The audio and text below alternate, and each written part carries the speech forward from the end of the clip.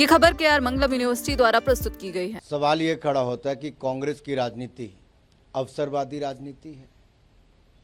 क्या झारखंड के युवा कांग्रेस के लिए कोई महत्व नहीं रखते?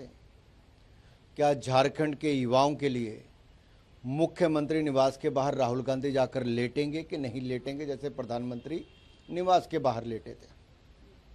क्या झारखंड के युवाओं की आवाज़ उठाएंगे नहीं उठाएंगे? क्या कांग्रेस पार्टी के मुंह में दही जम गया है जब झारखंड के युवाओं की बात आती है, जब पंजाब के युवाओं की बात आती है? सवाल ये खड़ा होता है कि अगर राजस्थान में जब कांग्रेस की सरकार थी 19 में से 17 पेपर लीक हुए, 19 में से 17, और जो शिक्षा मंत्री थे उनको राज्य का कांग्रेस का अध्यक्ष बना दिया गया, जो अनाप शनाप बयानबाजी करते थे। देश में कांग्रेस की सरकार थी तब भी राहुल गांधी कभी युवाओं के लिए खड़े नहीं हुए। केवल राजनीति करने के लिए कुछ युवाओं को पकड़कर उनके कंधे पर कांग्रेस बंदूक चलाना चाहती है, अपनी राजनीतिक रोटियां सेकना चाहती है।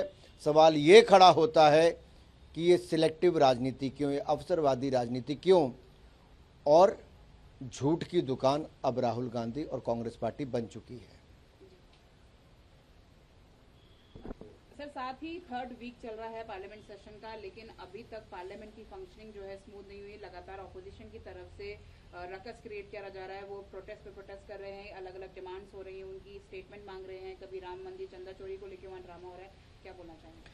पार्लियामेंट का तीसरा हफ्ता चल रहा है और इस तीसरे हफ्ते तक इतने दिनों में 3 बार भी राहुल गांधी संसद में नहीं देखे गए। वो लोकसभा आते ही नहीं।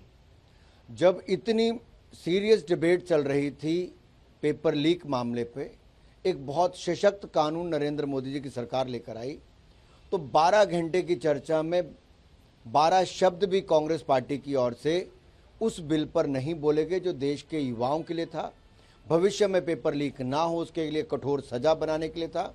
जिस पार्टी ने 60 साल सत्ता में राज किया हो उसके पास कोई व्यक्ति बोलने के लिए नहीं था जो इस मामले पे गंभीरता से बोल पाए। ये कांग्रेस का खोखलापन दिखता है, इनकी नकारात्मक राजनीति दिखती है। संसद को चलने नहीं देते, मुद्दों पर विचार नहीं होने देते, महत्वपूर्ण बिलों पर चर्चा नहीं करते, केवल वॉकआउट करते हैं, वेल पे नारे लगाते हैं। अगर कांग्रेस को नारे ही लगाने हैं तो बाहर जाके नारे लगाए। बाकी सांसदों का महत्वपूर्ण समय क्यों, कहीं पे सूखा है, कहीं पे बाढ़ है, कहीं पे लोगों की अलग अलग चिंताएं हैं, स्वास्थ्य शिक्षा से लेकर अन्य मुद्दों को लोग उठाना चाहते हैं। जनता से जुड़े गंभीर मुद्दे आज भी चर्चा का हिस्सा लोकसभा और राज्यसभा में नहीं बन पा रहे।